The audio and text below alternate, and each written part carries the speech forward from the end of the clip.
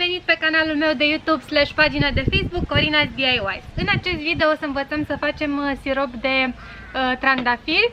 Evident o să folosim trandafiri special, nu trandafiri din aceștia pe care îi găsiți în comerț sau în tufele acelea normale. Sunt trandafiri speciali pentru acest tip de sirop și avem de fapt eu împreună cu mama mea am făcut acest sirop după o rețetă de-a bunicii mele. Drept urmare, dacă vă interesează și pe voi, o să vă explic exact cum am făcut și să ne apucăm de proiect.